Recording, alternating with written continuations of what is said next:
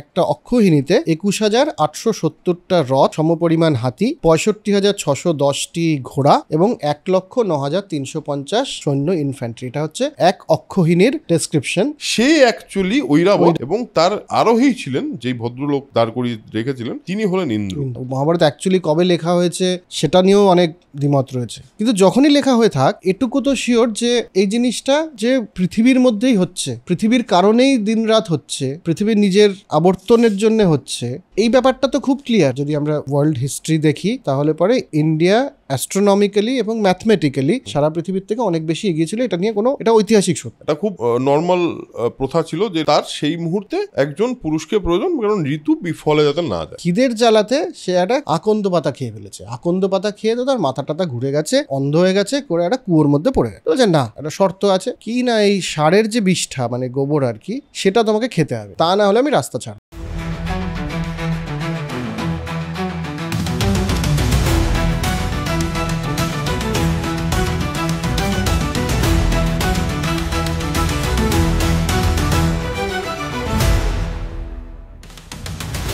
Hello and welcome to Soul Connection Epic. আপনারা already আমরা একটা এপিসোড এনেছি এবং এটাই অ্যাকচুয়ালি সেই অর্থে প্রথম এপিসোড আমরা যেখানে একটি বই নিয়ে কথা বলবো এবং সেটা নিয়েই শুরু করব। এর আগের দিন আপনাদের এই বইটি দেখিয়েছিলাম, এটা রাজশেখর বসুর সারানুবাদ, মাইতি বুক হাউস থেকে বেরোনো। এটা খুবই পপুলার একটা বই, এটা অনেকের বাড়িতেই আছে। কিন্তু যেটা আসল বই সেটা হলো এটাকে ধরতে এবং তুলতেই যে পরিমাণ ব্যাপারটা দেখতেই পাচ্ছেন। হ্যাঁ, এটা একটা খণ্ড। এর আরেকটা খণ্ড আছে, কালীপ্রসন্ন সিংহ অনুদিত মহাভারত, মহর্ষি বেদব্যাস বিরচিত। এই বইটা অ্যাকচুয়ালি এটা বাংলা অনুবাদ প্রপার। এটা যেমন সারানুবাদ, এটাও খুবই কি বলবো, খুবই গোটু বই। এটাতে সবই আছে ডিটেল, বাট কিছু ডিটেল এখানে বেশি আছে, যে ডিটেলগুলো এটার মধ্যে অতটা নেই। তো আমরা দুটোকেই, এটা আমার কাছে আগে ছিল বাট রিসেন্টলি আমাদের আবার আনানো হলো, এবং প্রেমাশিসও আরেকটা বই পড়ছে এবং আরও যত রকমভাবে আমরা পারি।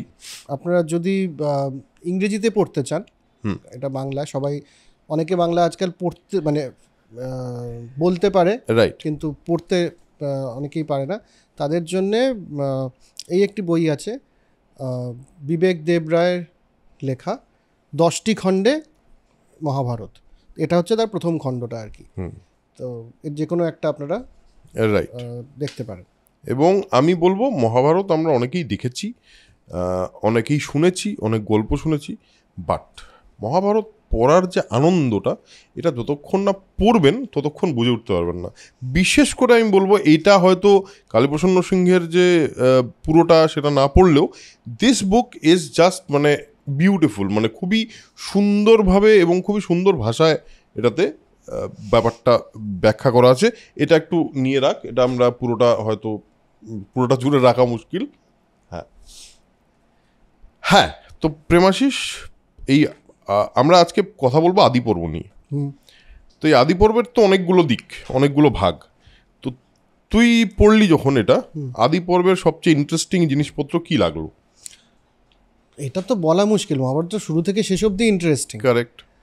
তবে একটা জিনিস, যেমন ট্রিভিয়া হিসেবে, আদিপরের পর্ব সংগ্রহ পর্ব যেটা, সেখানে প্রথমের দিকেই অক্ষৌহিনী আমরা ছোট থেকে শুনেছি, যে কুরুক্ষেত্রের যুদ্ধে 18 অক্ষৌহিনী সেনা। অক্ষৌহিনী সেনাটা কি, এটা খুব ইন্টারেস্টিং একটা বিষয়। যে আজকে যেভাবে ইউনিট, কোম্পানি, তারপরে ব্রিগেড, রেজিমেন্ট, ব্যাটালিয়ন, ব্রিগেড, এরকম করে একটা স্ট্রাকচার আছে, তেমনি স্ট্রাকচার সেই যুগেও ওনারা নিজেদের মতো করে বানিয়েছিলেন। সেটার একটা পুরো ডিটেল একটা ডেসক্রিপশন আছে, যে কতটা সৈন্য, কতটা ঘোড়া, কটা হাতি, কটা রথ, কটা পদচারী সেনাই বলে বোধহয়, এই মিলে একটা অক্ষৌহিনী হয়। সেটা যদি একটুখানি বলা যাক। প্রথমত ওদের হচ্ছে একটা রথ, একটি হাতি, 5 জন মানে ইনফ্যান্ট্রি যাকে বলে সেরকম সৈন্য, এবং 3টে ঘোড়া। এই নিয়ে একটি পাত্তি একটা প্রথম ইউনিট, একদম ছোট্ট ইউনিট। 3টে পাত্তি নিয়ে একটি সেনামুখ, 3টে সেনামুখ নিয়ে একটি গুল্ম, 3টে গুল্ম নিয়ে একটি গণ, এবং 3 গণে এক বাহিনী। তেমনি আবার 3টে বাহিনী নিয়ে এক প্রীতন, এবং 3 প্রীতনে একটা চমু, 3 চমুতে একটি অনিকিনী, এবং 10টি অনিকিনী নিয়ে একটি অক্ষৌহিনী। কারেক্ট। তার মানে একটা অক্ষৌহিনীতে 21,870টা রথ, সমপরিমাণ হাতি, 65,610টি ঘোড়া এবং 1,09,350 সৈন্য ইনফ্যান্ট্রি। এটা হচ্ছে এক অক্ষৌহিনীর ডেসক্রিপশন। তেমনি কুরুক্ষেত্র যুদ্ধে নাকি 18 অক্ষৌহিনী সৈন্য অংশগ্রহণ করেছিল, মানে প্রায় 18 লক্ষ সেনার কথা হচ্ছে। এইরকম একটা যুদ্ধ হয়েছিল। এবং খুব ইন্টারেস্টিং সেটা হলো এই 18 বিষয়টা মহাভারতের একটা খুবই ইন্টারেস্টিং বিষয়। 18 অনেকবার এসছে।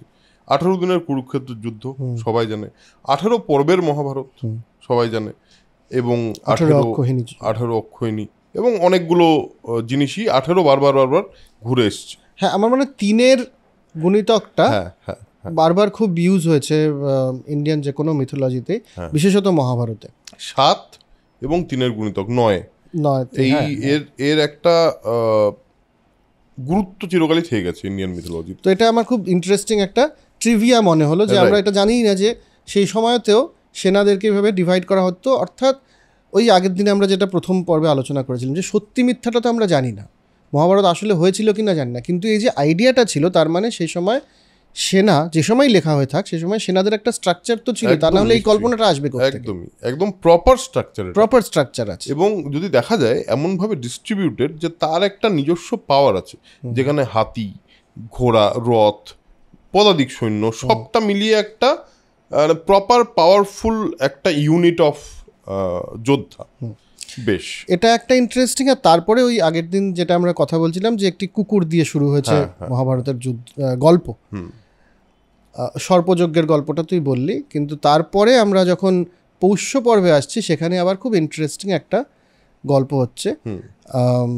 আরুণি, উপমন্যু, বেদ, আয়োধর্ম, আয়োধর্ম আগে, তারপর বেদের শিষ্যের উত্তঙ্কের গল্প, সেটাতে আসবো। তা আমরা একটা একটা করে যাই। হ্যাঁ, প্রথমে আরুণির গল্পটা।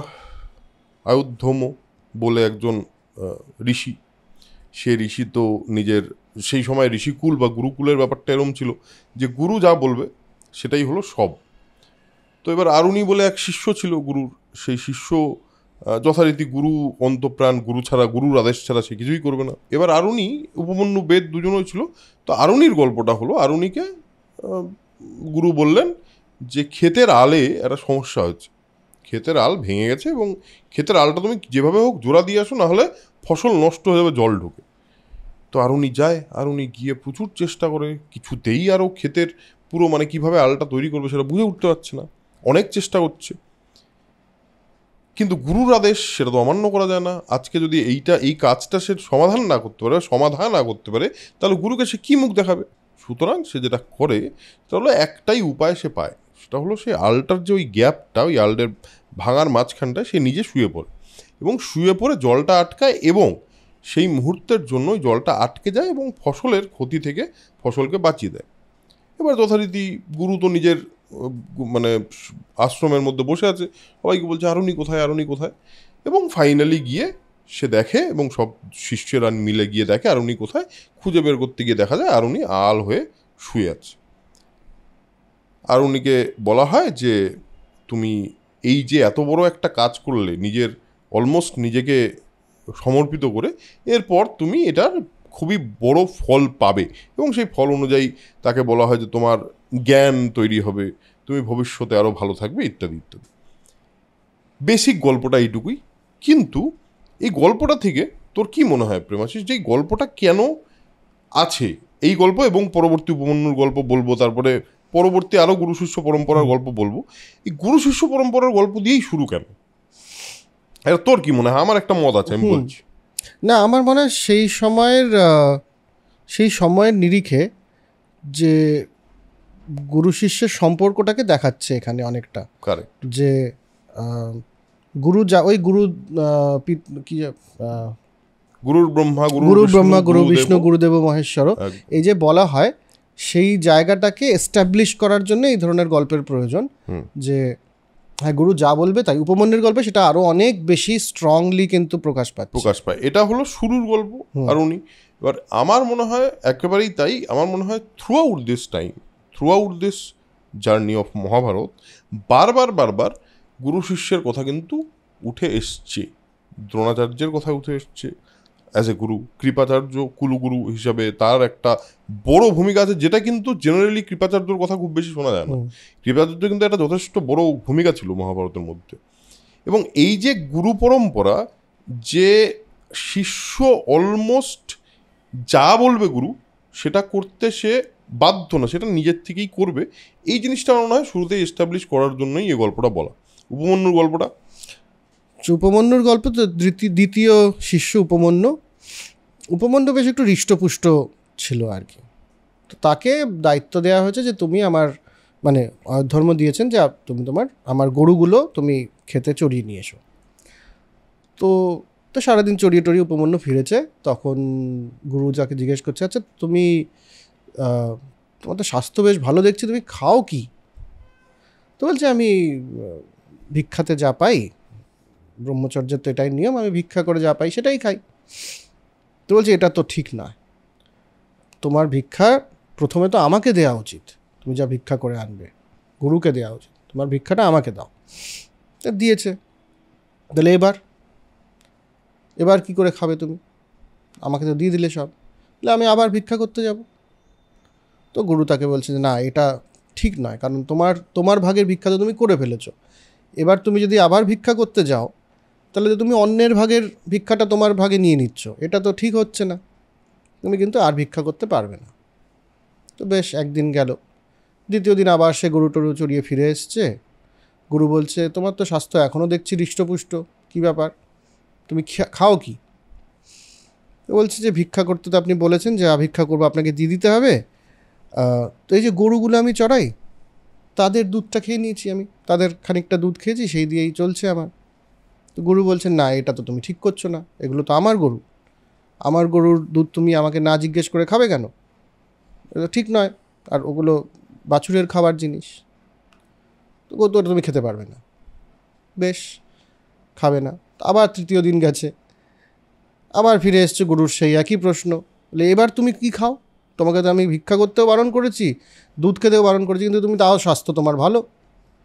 বলছে না, আমি কিচ্ছু নিজে থেকে খাইনি, ওই বাছুরটা দেখেছি আমি সারাদিন খিদে কষ্ট পাচ্ছিলাম, তো ও নিজের ভাগের খানিকটা দুধ আমাকে দিয়েছে। না এখানে ওর মুখের যে ফেনা আর কি, বেসিক্যালি ওর যে দুধ খাওয়ার পর মুখের যে ফেনাটা, সেই ফেনাটা আমি খাই, আমি। তো বলছে না, ওটাও তোমার খাওয়া উচিত না, কারণ ওটা আসলে বাছুরের জিনিস, এবং বাছুর তোমার জন্য বেশি ফেনা বের করে দিচ্ছে, রাইট, তো ওটাও তুমি খেতে পারবে না। বেশ, তাও খাবে না। তো এবার উপমন্যু তো সমস্যায় পড়ে গেছে, কিছু খেতে পাচ্ছে না, তো বনে বনে ঘুরে বেড়াচ্ছে, কিছু খাবার নেই।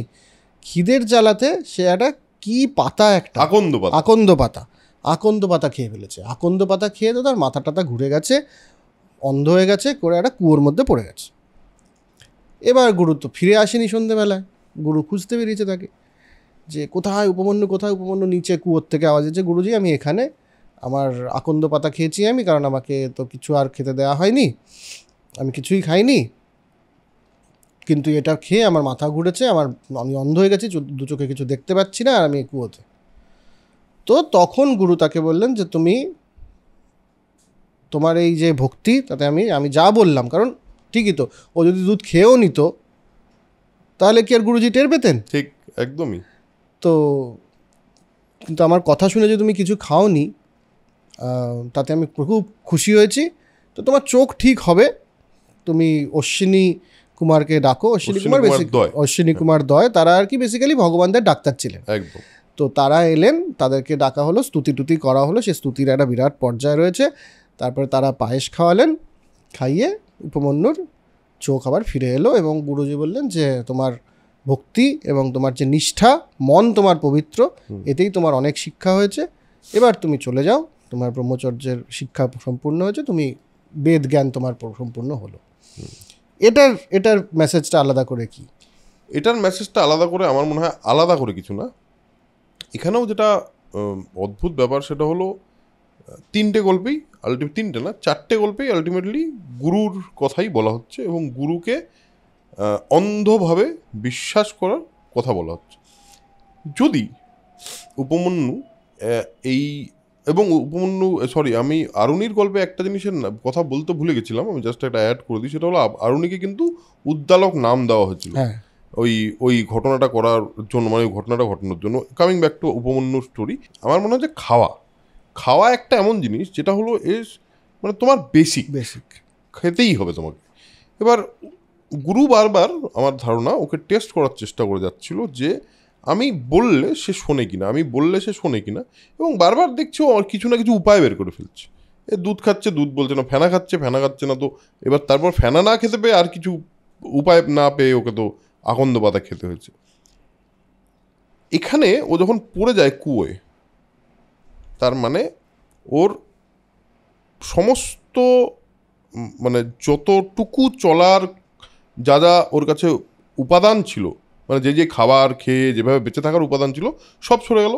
এবং সব সরে যাওয়ার পর ও একটা অন্ধকার কুয়োর মধ্যে পড়ে গেল। সেখান থেকেও যে বেরিয়ে আসা যায় যদি তুমি গুরুর স্মরণে থাকো। এবং ফাইনালি কি হলো, উপমন্যুর বেদজ্ঞান হলো এবং সে একজন বেশ মানে কি বলবো, সেখান থেকে সে চলে গেল এবং তারপর সে তার জীবন ভালোভাবেই কাটিয়েছে বলে জানা যায়। আমার মনে হয় এই গুরু মাহাত্ম্য প্রচারটাই আসল উদ্দেশ্য এই পার্টিকুলার গল্প তিনটেরই। থার্ড গল্পটা যেটা বেদের ব্যাপারে, আমরা যখন উত্তঙ্কর কথা আসবো তখন কিন্তু আবার তার মধ্যে কিছু মেটাফরিক্যাল জিনিসপত্র পাওয়া যায়। এখানেও মেটাফর পাওয়া যায়। কীরকম মেটাফর পাওয়া যায়? এটা হলো যখন অশ্বিনী কুমার দা এসে পায়েস দেওয়ার কথা বলছে, আর পায়েস তো খাবে বলছে পায়েস আমি এটা খেতে পারবো না, কারণ গুরুকে আগে দান করতে হবে। তখন অশ্বিনী কুমার দা বলছে তোমার গুরু আগে আমি এটা দিয়েছি, গুরু খেয়েছে। বলছে আমি ওটাতে বিশ্বাস করছি না। তো তারপরে ওকে বলে যে ঠিক আছে গুরু তুমি চিন্তা করো না, তুমি খাও, আমি দেখছি। তারপর গুরুও বলে তুমি খাও, তারপরে গিয়েও খায়। তার মানে গুরুর গুরুত্বটা continuous through out this story was very strong. তো আমার মনে হয় এটাই। হ্যাঁ, আমার এখানে এটার সাথে অবভিয়াসলি এটা হচ্ছে ইন্ডিয়ান এডুকেশন সিস্টেমের একটা বেসিক জায়গা ছিল, যেটা এখন বোধহয় মিউজিক ছাড়া, ইন্ডিয়ান ক্লাসিক্যাল মিউজিক ছাড়া আর কোথাও এই গুরু পরম্পরাটা নেই। ফরচুনেটলি ইন্ডিয়ান ক্লাসিক্যাল মিউজিকে এখন অবধি গুরু পরম্পরাটা থেকে গেছে, আর কোথাও তো নেই। আমরা স্কুলে কলেজে করছি তো। হ্যাঁ, মানে সে গুরুরাও কেমন ছিলেন আর সে শিষ্যরাও কেমন ছিলেন, এটা একটু ভাবারও বিষয় আছে। অবশ্যই আছে। এবং আরেকটা জিনিস আছে, সেটা হলো ওই যে সময়টা তোমার মানে যখন আশ্রমে পাঠিয়ে দেওয়া হতো, সেই সময় ব্রহ্মচর্য পালন করার জন্য আশ্রমে চলে গেল। সে আশ্রমে গিয়ে সে শিক্ষিত হয়ে বেদজ্ঞান লাভ করে সে বেরোবে বাইরে, এবং তারপর তার নিজের সংসার ধর্ম বলো বা যা তার করার সে করবে। আমার মনে হয় ওই যে সময়টা ছিল, ওই যে ওই টাইমটাতে সমস্ত রকম পরীক্ষার মধ্যে দিয়ে সেই শিষ্যকে পাঠানো খুব জরুরি ছিল। কারণ না হলে সে যখন রিয়েল ওয়ার্ল্ডে গিয়ে পৌঁছবে, সেখানে তো বিভিন্ন রকম প্রতিকূলতা পাবে। সেটার সঙ্গে সে মানে ম্যাচ কী করে করবে, সেটাকে সে ফেস কী করে করবে। এবং আরও একটা বিষয় হলো যে জ্ঞানগুলো, এই যে জ্ঞানগুলো দেওয়া হচ্ছে, দেখ এখানে বলা হলো যে তোমার জ্ঞান সম্পূর্ণ হয়ে গেছে। কি করে? সে তো তখন বলে দিল না এই যে তোমার বেদ জ্ঞান, তা তো না। তোমার এই যে এক্সপিরিয়েন্সটা হলো, এটা দিয়ে কিন্তু তোমার একটা জ্ঞান সম্পূর্ণ হলো। তুমি কিন্তু যদি পরবর্তীতে গিয়ে পুরোটাকে হিসাব করতে যাও আমি কি করলাম, তাহলে কিন্তু তুমি এটা জ্ঞানই আলটিমেটলি আরোহণ করবে। সেখানে তোমার কুয়োটাকে তোমার জীবনের সমস্যা মনে হতে পারে, জীবনের এমন সমস্যা যেখান থেকে তুমি কোনোদিন বেরোতে পারবে না। কিন্তু ফাইনালি তুমি যদি নিজের জ্ঞান বলতে এখানে গুরুকে স্মরণ করো, তাহলে কিন্তু গুরু এসে তোমাকে সেখান থেকেও উদ্ধার করবেই। একদম। আমি জাস্ট আমরা বেদের এবং উত্তঙ্কের গল্পে যাব, তার আগে এটা বলি যে আমাদেরও যারা ভালো টিচার ছিলেন ইউনিভার্সিটিতে বা ইয়েতে, তারা কিন্তু খুব স্নেহময় শিক্ষক হলেই সে যে ভালো তা নয়। যাদেরকে এখনও মনে আছে, যাদের জন্য আর কি শ্রদ্ধায় মাথা নিচু হয়ে মনে হয় যে এরা শিখিয়েছিল বলে আজকেও করে খাচ্ছি, তারা কিন্তু খুব কঠিন শিক্ষক ছিলেন আর কি। মানে আমি আমার একটা জীবনের গল্প বলে নিই। যখন আমি মাস্টার্স করছি, আমাদেরকে যেহেতু ছুটি নেই, দীপাবলির সময় ছুটি নেই, একদম একটা গড ফরসেকেন প্লেস আর কি, কারো সেখানে বাড়ি নয়। সেখানে দিওয়ালিতে রয়েছি আমরা 60-70 জন। তো সমস্ত প্রফেসররা মিলে বললেন যে স্টুডেন্টদেরকে আমরা পার্টি দেবো দিওয়ালিতে। তো তারাই বাজি টাজি কিনে দিলেন, খাওয়ালেন টাওয়ালেন খুব ভালো করে। তো আমরা রাত 12টা অবধি স্যারদের সাথে আনন্দ করলাম, তাদের পরিবারের সাথে ফিরে এলাম হস্টেলে। পরদিন সকালে গেলাম, সে প্রত্যেকটা প্রফেসর পরদিন সকালে সারপ্রাইজ কুইজ নিল আমাদের। এত রাগ উঠতো যে এত সেডিস্ট কেন প্রফেসররা, এরা কি জানে না আমরা রাত 12টা অবধি ওখানে আনন্দ করেছি, আবার সকালবেলা এরকম। এখন বুঝতে পারি যে না, আসলে সাধারণ জীবনে তো তাই, একদিন পার্টি করব, তার পরদিন তো সোমবার, তার পরদিনকে তো অফিসে সেই কাজটাই করতে হয়। ঠিক ঠিক। এমন এমন প্রফেসর ছিলেন যারা মানে যেটা এখন মেটাফর হিসেবে জীবনে কাজে লাগছে সাংঘাতিকভাবে। এবং আরেকজন প্রফেসর, যার বলছি যখন গুরুর কথাই, তা আরেকজনের কথা না বলে পারছি না। শিক্ষকও কেমন হয়, আমাদের এক প্রফেসর ছিলেন, স্ট্র্যাটেজি ম্যানেজমেন্ট পড়াতেন। আমাদের ছিলই যে আমরা পড়ে আসবো। উনি এলেন একদিন ক্লাসে, এসে বললেন যে তোমরা সব পড়ে এসছো, আজকে যেটা পড়ানো হবে, কারণ আলোচনা হবে। তো আমরা বললাম হ্যাঁ, কারণ ওনার ক্লাস খুব ভালো হতো, আমরা পড়ে টড়েই যেতাম। উনি বললেন যে, এবং উনি 20 বছর ধরে ওই সাবজেক্টটা কিন্তু পড়িয়ে যাচ্ছেন ওই কলেজে। উনি বললেন আনফর্চুনেটলি আমি প্রিপারেশন নেওয়ার কোনো টাইম পাইনি, কারণ উনি আফগানিস্তানে একটা ইন্ডিয়ান গভর্নমেন্টের প্রজেক্ট চলছিল, সেখান থেকে উনি তার আগের রাতে ফিরেছেন। উনি বললেন আমি টাইম পাইনি, আমাকে প্লিজ তোমরা শনিবার একটু সময় দেবে, আমি প্রিপেয়ার করে নিয়ে তারপরে এই ক্লাসটা নিতে চাই।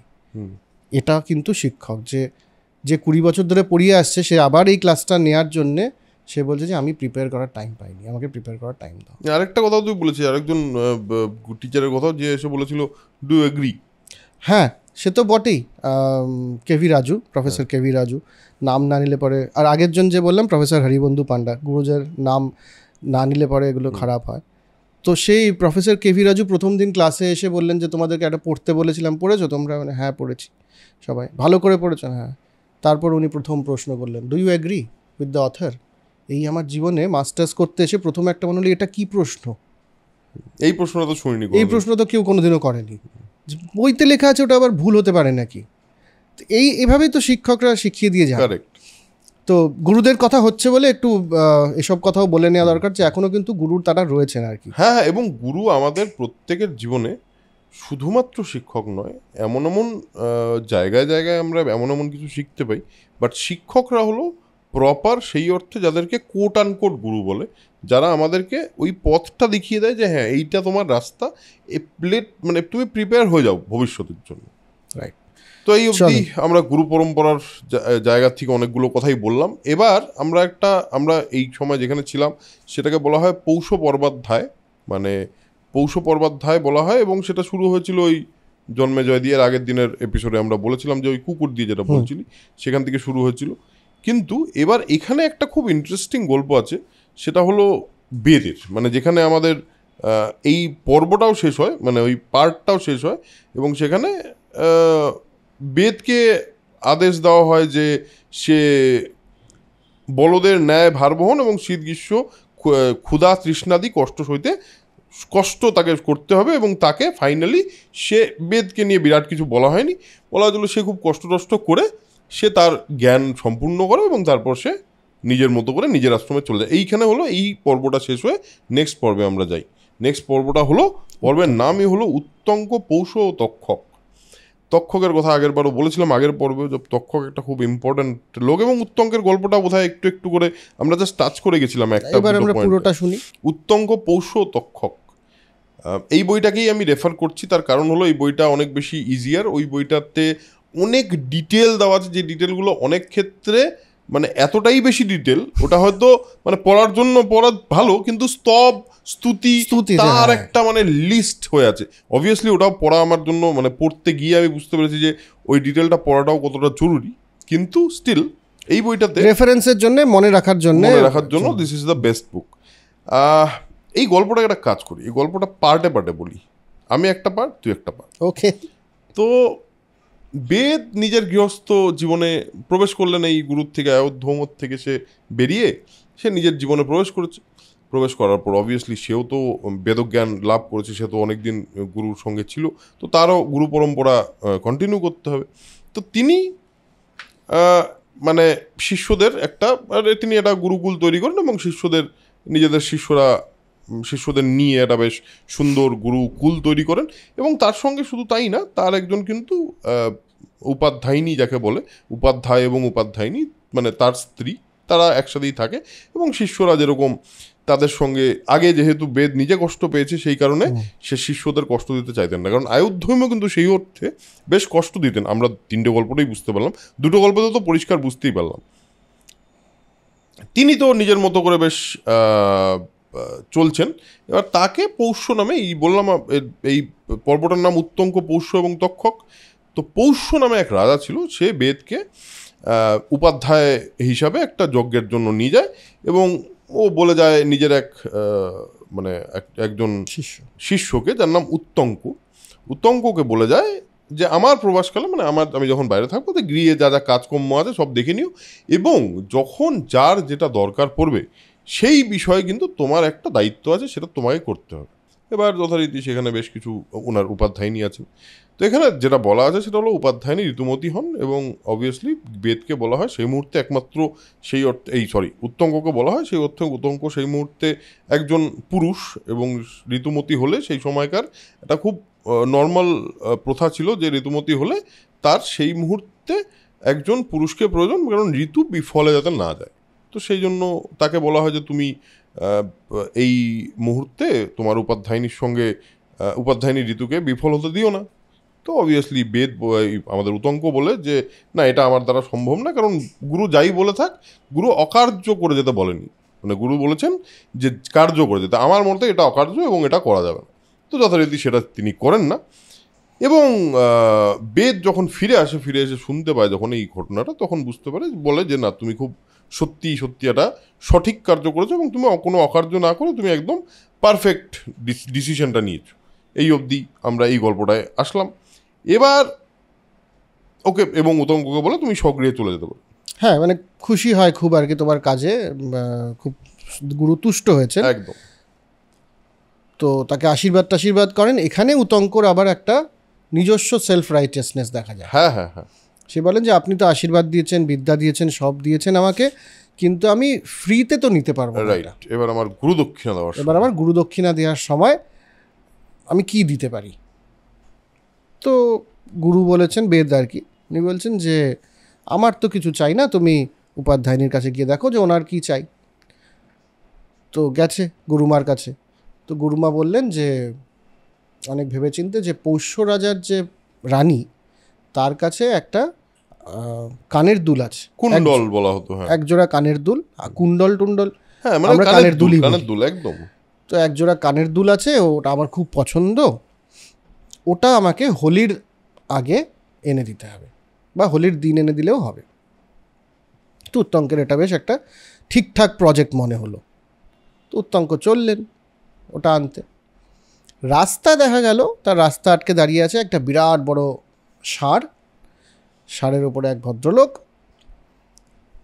তো উত্তঙ্ক বলছে, আরে আমাকে যেতে হবে, তো রাস্তা ছাড়ুন, আমার তো এরকম বড় কাজ আছে, আমি গুরুমার একটা আদেশ পালন করতে চলেছি। তো বলছে না, একটা শর্ত আছে, কি না এই ষাঁড়ের যে বিষ্ঠা মানে গোবর আর কি, সেটা তোমাকে খেতে হবে, তা না হলে আমি রাস্তা ছাড়বো না। এবার উত্তঙ্ক অনেক ভেবে চিনতে বলছে ঠিক আছে, তাই খাবো, কি করা যাবে, কারণ গুরুমার আদেশ তো, আর গুরুদক্ষিণা দিতেই হবে। তো ষাঁড়ের বিষ্ঠাই খেয়েছে, গোবর টোবর খেয়ে রওনা দিয়েছে। গিয়ে তো পৌষ্য রাজার কাছে পৌঁছলো। তো পৌষ্য রাজাও খুব খুশি, এরকম বেদের শিষ্য উত্তঙ্ক এসেছেন। তো পৌষ্য রাজা বলছেন, আমি কি করতে পারি আপনার জন্যে? তো বলছেন যে এরকম ব্যাপার, আমি আমার গুরুমা চেয়েছেন যে আপনার রানীর যে কুন্তল বা কানের দুল, সেটা তাকে নিয়ে যেত। তো পৌষ্য রাজাও খুশি, রাজার তো মানে রানীর তো অনেক নিশ্চয়ই কানের দুল ছিল একদমই, হ্যাঁ। তো নিয়ে গেলে পরে এটা একটা বড় ব্যাপার। তো রানীর কাছে গিয়ে চাও, তো রানীর কাছে চেয়েছেন, রানীও দিয়েছেন তাকে। না, এখানে একটা ইম্পর্টেন্ট ব্যাপার আছে, এটা হলো রানীর কাছে যখন গেছেন তখন রানীকে দেখতে পায়নি উত্তঙ্ক। ও ইয়েস, রানীকে উত্তঙ্ক দেখতে পায়নি। তার কারণ হলো রানী পৌষ্যকে জিজ্ঞেস করেন, আমি তো গেলাম অন্তঃপুরে, রানী তো নেই। তখন বলেন যে রানী হলেন একজন অত্যন্ত পতিব্রতা নারী, ওকে তুমি দেখতে পারবে না যদি তোমার মধ্যে কোনো অসুচি থাকে। আর কি অদ্ভুত ব্যাপার যে একটু আগেই দেখেছে যে একজন ওকে ষাঁড়ের গোবর খাইয়েছে, তার মানে সে তো অশুচি। সে বোঝে আচ্ছা ঠিক করে আচমন করা হয়নি, মানে মুখটুক ঠিক করে ধোয়া হয়নি এবং প্রপারলি ব্যাপারটাকে ক্লিন করা হয়নি, সেই কারণে সে দেখতে পাচ্ছে না। আর সে গেল গিয়ে নিজের পুরোটাকে নিজের একদম সম্পূর্ণভাবে নিজেকে পরিষ্কার করে শুচি হয়ে যখন আসলো তখন দেখা গেল সে আছে, এবং তারপর কুণ্ডল নিল এবং চলে গেল। হ্যাঁ, তো তারপরে কুণ্ডলী নেওয়া হলো, তো নিয়ে এসে রওনা দেবে। তখন রানী তাকে বললেন যে নিয়ে যাও বাপু, তো ঠিকই আছে, আমার দিতে অসুবিধা নেই, তবে একটা জিনিস মাথায় রেখো, তক্ষক অনেক দিন ধরে আমার এই কানের দুলের পেছনে পড়ে আছে, একদম, তো তোমাকে কিন্তু তক্ষকের থেকে বাঁচিয়ে জিনিসটা নিয়ে যেতে হবে। তো উত্তঙ্ক খুব কনফিডেন্ট তখন আর কি, বলছেন হ্যাঁ হ্যাঁ, আমি আমার যা শিক্ষা আছে তাতে আমি তক্ষককে তো হারিয়ে দিতেই পারবো, তক্ষক আমার থেকে কিছু নিতে পারবে না। বেশ ভালো কথা। তো উত্তঙ্ক চলেছেন ফেরত। সে সময় তক্ষক, আমার আগের দিনেও সেটার একটুখানি বলছিলাম, এক খপনকের নগ্ন খপনকের বেশে ফলো করছেন। এখানে ইনি বলছেন, আমি জানি না তোর ওখানে লেখা আছে না, খপনক সেই সময় বৌদ্ধ ভিক্ষু বা জৈন সন্ন্যাসীদের বলা হতো। হ্যাঁ, দিগম্বর সন্ন্যাসী বিশেষ এখানে লেখা আছে। হ্যাঁ, কিন্তু ওই আর কি, মানে তাদেরকেই বলা হতো। তার মানে এটা কিভাবে রেফারেন্স কোন সময় লেখা আমরা জানি না, তবে মূলত একটা সন্ন্যাসী যে হয়তো ঠিক ব্রাহ্মণ সন্ন্যাসী বা বৈদিক সন্ন্যাসী নয়, না, সে দিগম্বর সন্ন্যাসী, সে তার শরীরে কোনো জামা কাপড় নেই, সে যদি মানে অন্যরকম সন্ন্যাসী। হ্যাঁ, খপনক তাকেই বলা হচ্ছে। তো সে ফলো করছে আর কি উত্তঙ্ককে। তো উত্তঙ্ক একসময় ওই আর কি কিছু হয়তো নেচার স্কলে গেছেন, তো সেই সময় সেই খপনক বেসিক্যালি তক্ষক আর কি ওই কানের দুল দুটো নিয়ে, যেভাবে সাপরা কোথায় যায়, তক্ষক মানে তো সাপদের একটা বড় সড়ো ব্যাপার, তো সাপ নিয়ে মাটির তলায় চলে গেছে পাতালে। একদম। এবার কি হলো? এবার তো চলে গেল সে পাতালে। আর পাতালে গিয়ে এবার ও তো পেছন পেছন পাতালে যেতেই হবে, কারণ গুরুমার যে কুণ্ডল তা সে নিয়ে চলে গেছে তক্ষক, এবং ও বুঝতেই পেরেছে এটা তক্ষক, কারণ রানীমাও বলে দিয়েছিল তক্ষকেরই আছে, মানে নজর আছে। এবার পেছন পেছন পাতালে প্রবেশ করে, আর পাতালে প্রবেশ করে তো সে দেখতে যায় নাগলোকে গিয়ে সে দেখতে পায় অদ্ভুত সব, মানে একটা অদ্ভুত পৃথিবী। সে তো কোনদিন এই পৃথিবী দেখেনি। সেখানে কি আছে, সেখানে দেখতে পায় দুই মহিলা, তারা সাদা সুতো এবং কালো সুতো দিয়ে তারা করছে, মানে বুনছে, সাদা সুতো কালো সুতো। আচ্ছা ঠিক আছে, সে বুঝলো। সেখানে দেখলো 6 কুমার আর 12 মানে পাখি যাকে বলে, তারা একটা চক্র ঘোরাচ্ছে। কি অদ্ভুত একটা দৃশ্য, মানে তুই হিসাব করে দেখ, মানে একটা সারিয়াল দৃশ্য। সেখানে একজন সুদর্শন পুরুষ এবং একটা অশ্ব, এই পুরো ব্যাপারটা সে দেখতে পাচ্ছে। দেখার পর সেখানে সবার গিয়ে, এখানে বারবার আমরা বিয়েতে দেখি স্তব স্তুতির কথা, সে গিয়ে সবার স্তব করে যে তোমাকে খুব ভালো, আপনি খুব দারুণ, আপনি অসাধারণ, এই স্তব মানে তো তাই দাঁড়ায়। এবং সেখানে এই পুরুষ বলেন তুমি এই অশ্বের পেছনে গিয়ে ফু দাও। মানে এটা অদ্ভুত, বাট এই অশ্বের পেছনে গিয়ে ফু দাও এবং উত্তঙ্ক ফুৎকার দেয় এবং অশ্বের সমস্ত ইন্দ্রিয় দ্বার থেকে অগ্নিশিখা নির্গত হয়ে নাগলোকে ব্যাপ্ত হয়। সেই সময় চারদিকে আগুন লেগে যায়। হ্যাঁ, এবং সেটা কোথা থেকে লাগে? ওই অশ্বের পেছন থেকে। কি অদ্ভুত, বাট দ্যাটস ট্রু, মানে that's how it is written. Basically it is a bad fart. একদম। এবার সেখানে আগুন লেগে গেছে এবং তক্ষক বাইরে বেরিয়ে চলে এসছে। অবভিয়াসলি আগুন লেগে গেল, তক্ষক বাইরে বেরিয়ে চলে এসছে এবং তখন বলছে, তক্ষককে বলেছে তুমি আমার কুণ্ডল দাও, তুমি আমার কুণ্ডল নিয়ে নিচ্ছ, কুণ্ডল দাও। কুণ্ডল নিয়ে চলে গেছে। আর চলে যাওয়ার পরে তোমাকে বলেছে যে তুমি, পুরুষ বলে যে তুমি কোনো প্রবলেম নেই, তুমি ঠিক সময় তোমার উপাধ্যায়ের গৃহে পৌঁছে যাবে, ওই ঘোড়াটা নিয়েই, ঘোড়াটা নিয়ে তুমি চলে যাবে এবং সেখানে গিয়ে তুমি টুক করে চলে যাবে। উপাধ্যায়নী তখন কিন্তু রেডি ফেডি হয়ে বসে আছে এবং ওয়েট করছে যে কোথায় গেল, তো গেল, এসে তো আসার নাম নেই। ও তো জানে না যে নাগলোক ফাগলোক পৌঁছে গেছে। ও বলছে যে কি ব্যাপার, আমার তো কুণ্ডল আসছে না। সাপ দেবে বলে ডিসাইড করেছে, সেই সময় উত্তঙ্ক এসে পৌঁছেছে। উত্তঙ্ক এসে পৌঁছে কুণ্ডল দিয়েছে, ও খুব খুশি হয়েছে এবং কুণ্ডল দিয়ে শুধু খুশি হয়নি, তার বলেছে এত দেরি হলো কেন। তো ওর কথা যখন বলেছে, এই জায়গাটা খুব ইন্টারেস্টিং।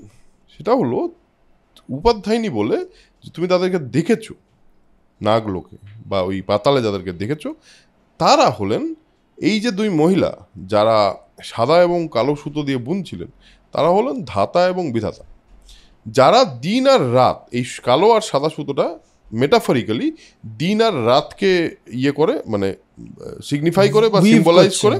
হ্যাঁ, দিন আর রাত কন্টিনিউয়াসলি চলতে থাকে। এবং এই 6 কুমার, 6 ঋতু, এবং এই অশ্ব হলো অগ্নি, কারণ যেই অশ্বের গুজ্জর দ্বারা দিয়েই অগ্নি বেরিয়েছিল, তো অশ্বই অ্যাকচুয়ালি অগ্নি। আর তুমি যাওয়ার পথে যে বৃষ দেখেছিলে, যে তোমাকে তার পুলিশ খাইয়েছিল, পুলিশ মানে গোবর খাইয়েছিল, সে অ্যাকচুয়ালি ঐরাবত। এবং তার আরোহী ছিলেন, যেই ভদ্রলোক দাঁড় করিয়ে রেখেছিলেন, তিনি হলেন ইন্দ্র।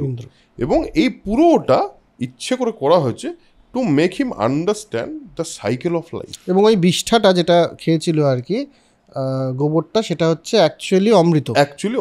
বলছে তুমি ওই অমৃতটা খেয়েছিলে বলেই তুমি নাগলোকে গিয়েও বেঁচে আছো। এক্স্যাক্টলি। তো এবার পুরোটা একটা অদ্ভুত গল্প। হ্যাঁ, যদি সাধারণভাবে শুনতে হয় তাহলে এই গল্পটার মানে কি দাঁড়ালো, সত্যি তো মানে কি দাঁড়ালো, মানে হ্যাঁ, একটা ছেলে একটা তার জীবনের একটা, সে তো মানে হিরোর গল্প যেরকম হয় না, সে গিয়ে একটা ইয়েতে পড়লো, সেটা কনফ্লিক্টে পড়লো, কনফ্লিক্ট থেকে ফাইনালি সে নিজের জিতে ফিরে আসলো, এতটুকু তো ঠিক আছে। কিন্তু এই যে 6 কুমার, 6 ঋতু, আর ওই যে 12টা ইয়ে দেখেছিল পাখি, যারা চক্র ঘোরাচ্ছে, সেই চক্রটা হলো সংসার চক্র। এবং যেই দ্বাদশ যে পাখি দেখেছিল, তারা হলো 12টা মাস। তো তার মানে অ্যাকচুয়ালি ও লাইফটাকে একটা মেটাফরের মধ্যে দেখে চলে এসছে। তুই একটা জিনিস দেখ এখানে, খুব ইন্টারেস্টিং। দেখ, আমি কিন্তু এটা বলছি না যে আমাদের যা জানার সব আমরা জানতাম 5000 বছর আগে, এসব বলছি না। মহাভারত অ্যাকচুয়ালি কবে লেখা হয়েছে সেটা নিয়েও অনেক দ্বিমত রয়েছে। কিন্তু যখনই লেখা হয়ে থাক, এটুকু তো শিওর যে এই জিনিসটা যে পৃথিবীর মধ্যেই হচ্ছে, হ্যাঁ, পৃথিবীর কারণেই দিন রাত হচ্ছে, হ্যাঁ, পৃথিবীর নিজের আবর্তনের জন্য হচ্ছে, এই ব্যাপারটা তো খুব ক্লিয়ার।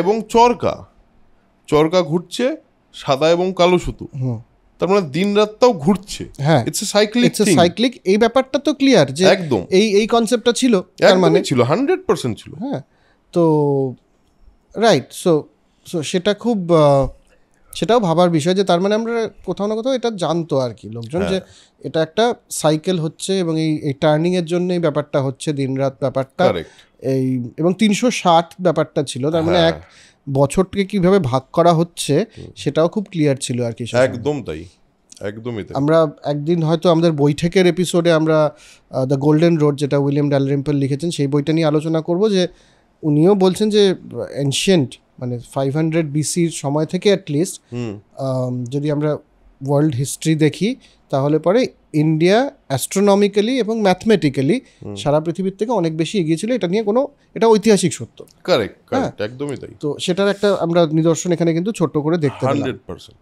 এই গল্পটা যেখানে শেষ হয়, এই উত্তঙ্কের গল্পটা, সেটা কিন্তু একটা নতুন গল্পের শুরু, এবং যেটা নাকি আসল মহাভারতের উপাখ্যানের গল্পের শুরুর জায়গা। এর পরেরটা হলো পৌলম পর্বাধ্যায়। পৌলম পর্বাধ্যায় এর মধ্যে প্রথম আছে ভৃগু পুলমা চবন অগ্নিশাপ মোচন, সেটা ইজ ডিফারেন্ট। বাট এখানে খুব ইন্টারেস্টিং একটা শেষ আছে, যেখানে উত্তঙ্ক তক্ষকের উপর তার রাগ হচ্ছে, কারণ এই পুরোটার জন্য কারণ তো হলো তক্ষক, সে তো ঠিক সময় চলে আসতে পারত। সে তো জন্মেজয়ের কাছে যায়, গিয়ে বলে যে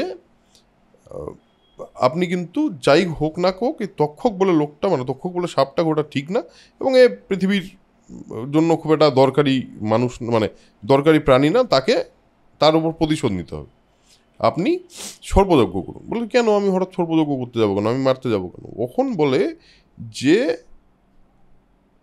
আপনার পিতা পরীক্ষিতের, মানে এর আগের দিনের ইয়েতে বলেছিলাম পরীক্ষিতের মৃত্যুর গল্প, কিন্তু তার সঙ্গে একটা অদ্ভুত কথা এখানে বলে, পরীক্ষিতের চিকিৎসার জন্য কাশ্যপ আসছিলেন, মানে কাশ্যপ মুনি আসছিলেন, তাকে তক্ষক রাস্তায় আটকায়, এবং সেটা শুনে এবার জন্মেজয় রায় যায় রেগে, বলে না এইটা তো ঠিক না, তাহলে আমি সর্পযজ্ঞ করবো এবং সমস্ত সর্পকুলকে আমি শেষ করে দেবো। এইখানে এসে এই পার্টিকুলার পর্বটা শেষ হয়। রাইট, এইখানে আমরাও আজকে মোটামুটি এই অবধি থাকি। এরপরে তো সর্পযজ্ঞে ঢুকবো এবং সেখান থেকে সর্পযজ্ঞটা তো আরও ইন্টারেস্টিং এবং সেখানে খুবই আরও অনেকগুলো জিনিস আছে। আজকে তো অবধি এখানেই শেষ করি আমরা। আমার মনে হয় যে গল্প এমন একটা জিনিস যেটার মধ্যে আমরা চাইলে তার মধ্যে মেটাফর খুঁজতে পারি, চাইলে তার মধ্যে আমরা সেটার থেকে আমাদের জীবনের যাকে লাইফ লেসেন্স বলে সেটা খোঁজার চেষ্টা করতে পারি। বাট তাছাড়াও গল্প ইটসেলফ একটা দুর্দান্ত জিনিস এবং এই পৃথিবীটাই চলছে গল্পের উপর, যেটা আমরা সেপিয়েন্সের বইটার ব্যাপারেও কথা বলেছি বা বারবার আমরা এই নিয়ে কথা বলতেই থাকি। এবং যেহেতু আমি প্রাথমিকভাবে একজন স্টোরি টেলার এবং আমার গল্প বলতেই ভালো লাগে, তো আমার মনে হয় এইটা আমার একটা মানে খুবই একটা মানে কি বলবো হোম গ্রাউন্ড টাইপের ব্যাপার।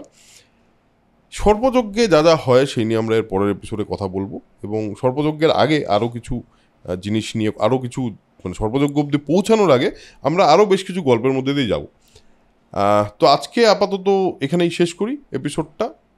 তারপরে আমরা কদ্রু বিনোদার গল্প বলবো, অমৃতমন্থনের গল্প বলবো, যেটা খুব ইম্পর্টেন্ট একটা গল্প। অমৃতমন্থনের গল্প ঠিক এরপরেই আসে, কিন্তু আমরা অমৃতমন্থনের গল্প পুরাণেও পাই, বিষ্ণু পুরাণেও পাই, কিন্তু অমৃতমন্থনের গল্প এখানেও পাই এবং ডিটেলেই পাই। এবং সেখানে কিন্তু শ্রীকৃষ্ণের মোহিনী রূপে আসা, রাহুকেতুর গল্প, পুরো যে গল্পটা আমরা অমৃতমন্থন সম্পর্কে জানি, ইনফ্যাক্ট মন্দার পর্বতকে ঠিক কিভাবে কনভিন্স করানো হয়েছিল এটা ইয়ের জন্য, শেষনাগকে মানে আমাদের শেষনাগ নয় বাসুকি নাগকে কিভাবে ওই দড়িটা তো হতে বলা হয়েছিল। এবং অদ্ভুত ব্যাপার, সবাই রাজি হয়েছিল কিন্তু অমৃতের একটু ভাগ পাওয়ার জন্য, যেটা কিন্তু উত্তঙ্ক এমনিই পেয়ে গেছিল সেখানে গুরুর কথা শুনবে, শুধু গুরুর কথা শুনবে বলে। তো আজকের এপিসোডটা এই থটেই শেষ করি যে গুরু পরম ব্রহ্ম, এই কথাটা বারবার বিভিন্ন সময় বিভিন্ন আমাদের স্ক্রিপচারে, আমাদের ওল্ড স্ক্রিপচার বেদে বারবার বলা হয়েছে। বেদ গুরু পরম্পরার একটা খুবই বড় নিদর্শন। সেই অর্থে উপনিষদ, আমাদের এই গল্পগুলো আরণ্যী এবং উপমন্যুর গল্প আমি ছোটবেলায় ইয়েতে পড়েছিলাম, অমরচিত্র কথাতে। হ্যাঁ, অমরচিত্র কথাতে পড়েছিলাম। অমরচিত্র কথা, হিতোপদেশ যে বইগুলো আসতো সেখানে পড়ে মরাল অফ দ্য স্টোরি কী ছিল সেটা হয়তো বুঝিনি, আজকে হয়তো একটু বেটার বুঝতে পারি একটা বয়সের পরে গিয়ে।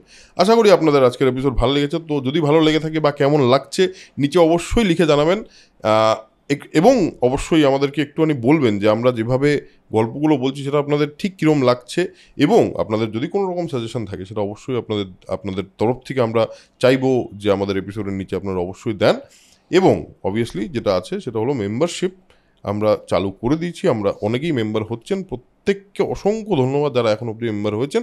যারা হননি তারা শুধুমাত্র ওই জয়েন বাটনটা ক্লিক করে মেম্বার হয়ে যেতে পারেন। যাদের আইফোন আছে, আইফোনের মেম্বারশিপের ব্যাপারটা একটুখানি বোধহয় গুগলের কিছুটা হয়েছে, সেক্ষেত্রে আপনাকে একবার শুধু ডেস্কটপ বা ল্যাপটপ বা আইফোনের কোনো একটা মানে যে ব্রাউজার থাকে গুগল ক্রোম বা সাফারি, সেখানে গিয়ে আপনি মেম্বারশিপটা নিয়ে নিতে পারেন।